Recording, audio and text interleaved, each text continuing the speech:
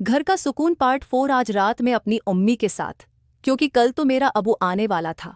फिर मैंने सोचा कि अभी जाके अपनी अम्मी से यही बात करता हूँ कि आज आप मुझे टाइम दें। मैं ऊपर अपने घर आया तो वो अंकल मेरी अम्मी के साथ बैठा नाश्ता कर रहा था। फिर मैंने सोचा कि ये जाए तो मैं अपनी अम्मी से बात करूं कि आज रात मुझे करने दो, क्योंकि कल तो मेरा अबू आने वाला था। और फिर मेरी अम्मी कहना लगी जाओ दोपहर के खाने का कुछ ले आओ। फिर मैंने अम्मी को किचन में बुलाया। मैंने कहा अम्मी उधर आए, मुझे आपसे बात करनी है। वो अंकल वही कमरे में बैठा रहा। मेरी अम्मी आई। मैंने कहा अम्मी कल अबू पहुंच जाएगा, आज शाम को लाहौर से रवाना हो जाएगा। मेरी अम्मी कहना लगी हाँ मुझे भी पता है, आज तो तुम भी गुजारिश कर लो, उस अंकल को यहाँ पे रहने दो। मैं आज जी भर के उससे सुकून लेना चाहता हूँ। मैंने कहा अम्मी आपने सारी रात तो यही काम किया है, अभी तक आपका दिल नहीं भरा, आज इस अंकल को भेजें, आज मेरी बारी है। कल अबू आ गया था, मेरा काम तो नहीं होगा। मेरी अम्मी कहना लगी तुम्हारी किस चीज की बारी है, क्या कहना चाहते हो? मैंने कहा अम्मी और नहीं तो क्या, मैं आपकी मदद क्यों कर रहा था, मैं खुद आपको उस अंकल से क्यों मिलवा रहा था, मेरी भी तो यही शर्त थी। मैं भी आपके साथ करना चाहता था। मेरी अम्मी कहना लगी ये तुम क्या कह रहे हो, ऐसी बातें कोई अपनी अम्मी से करता है क्या? मैंने कहा करता नहीं है, मैंने आपको मिलवाया है ना उसके साथ है, जब मैं इस तरह का काम कर सकता हूँ। अपनी आंखों के सामने मुझे नहीं पता किया। रात को आप लोग क्या कर रहे थे उसने 3 दफा किया है, आपके साथ मैं छोट छोट के देख रहा था। फिर मेरी अम्मी कहना लगी ये उम्मीद नहीं थी तुमसे। मैंने कहा अम्मी ये तो बात आप छोड़ ही दें, बस आज जैसे तैसे करके टाइम निकालें, कल अबू आ गया तो फिर मुश्किल हो जाएगी।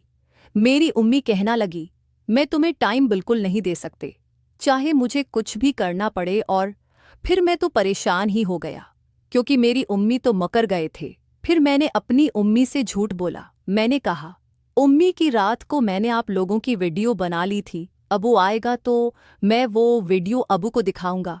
फिर मेरी अम्मी टायर गई, कहना लगी तुम इस हद तक चले जाओगे, मैंने सोचा भी नहीं था। मैंने कहा अम्मी छोड़ें इस बात को, आप मेरा काम करें। अब मेरी अम्मी का लहजा नरम हो चुका था, वो मुझसे मोहब्बत से कहना लगी अच्छा तो मैं काम करो, आज रात तो मुझे उसके साथ गुजारने दो, क्योंकि कल तुम्हारा अबू आ जाएगा तो इससे मिलना मुश्किल है।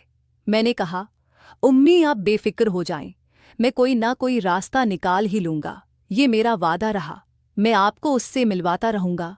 फिर मेरी अम्मी मेरी रिक्वेस्ट करने लगी, कहना लगी मान जाओ ना, आज रात मुझे उसके साथ गुजारने दो, कल से तुम्हारा अबू आ जाएगा और हमें तो कभी भी मौका मिल सकता है, तुम तो यहीं रहते हो और तुम्हारा शक भी नहीं करेगा कोई। फिर मैं मान लिया। मैंने कहा तो ये आप ठीक कह रहे हैं, हमें तो कभी भी मौका मिल सकता है, और दूसरी बात ये भी थी कि मेरे पास कोई सबूत भी नहीं था मैं उन दोनों का। तो फिर मैंने सोचा कि मैं उस मंजर की वीडियो भी बना लूंगा। मैंने कहा अच्छा ठीक है, मैं आज रात तैयार हूँ, लेकिन कल या परस हूँ या जब भी मौका मिले आपने मुझे राजी करना है।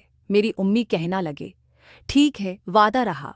फिर मैं गया बाजार से गोश्त ले आया और कुछ खाने की चीजें लेके आया। मेरी अम्मी ने फिर खाना बनाया और मैंने नीचे अपनी दुकान पे आ गया। दुकान पे आ गया तो मैंने अपने अबू को फ़ोन किया। मैंने कहा सोचा अबू से पूछ लूं कि वो कब आ रहे हैं। मैंने पूछा अबू सुनाई कब आप रवाना हो रहे हैं? मेरे अबू कहने लगा कि मैं आज वेट जाऊंगा ट्रेन पे और कल किसी भी वक्त कराटी पहुंच जाऊंगा। फिर मेरे अबू ने दुकान का पूछा, काम का पूछा और मुझसे पूछा कि कुछ पैसे जमा हुए हैं। मेरे पास 20,000 रुपये जमा हो चुके थे।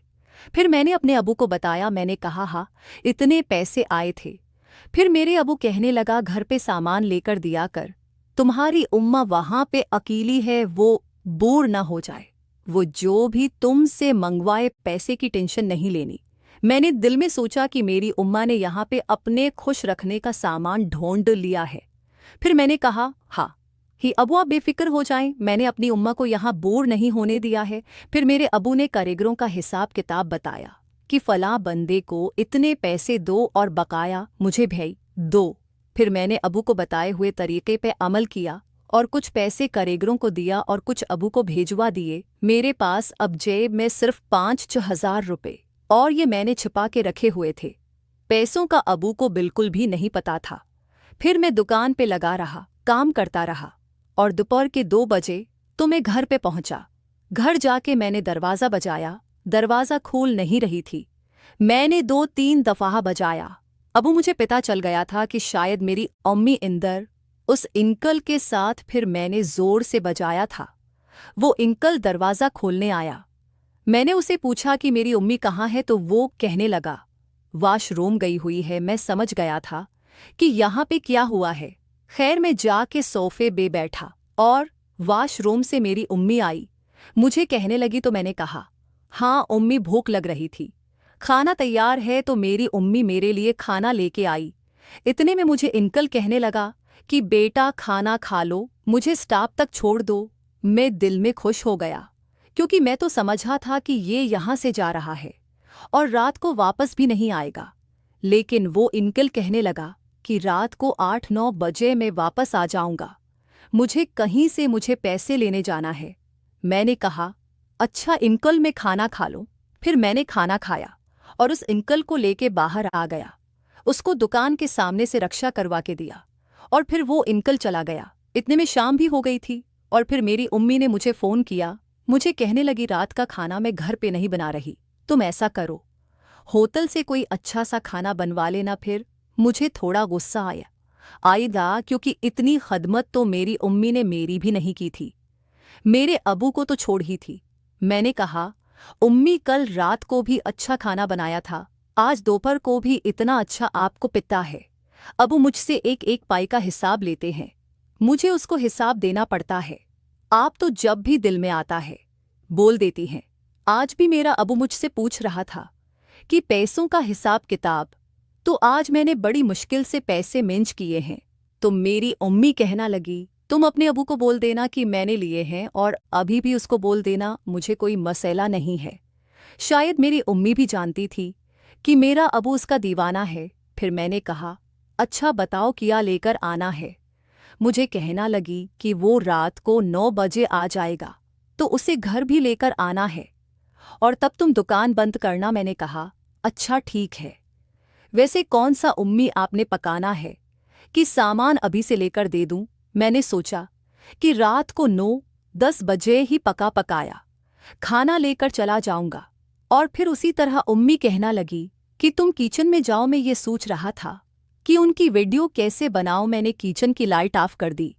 फिर थोड़ी देर बाद मैंने अंदर जाकर देखा तो मेरी अम्मी और वो अंकल उनको काफ़ी देर देखता रहा और मेरा शेर भी दीवार में टुकड़े मार रहा था। मैंने सोचा मोबाइल निकाल के उस मंदिर की वीडियो बना लूं, क्योंकि मैं डर भी रहा था क्योंकि कमरे में काफ़ी अंधेरा था। अगर मैं मोबाइल ऑन करता तो उनकी नज़र न आ जाए। फिर वह दोनों जैसे कुदरत ने भेजा है उसी हलिये में आए, तो मैं ये देखता ही रह गया।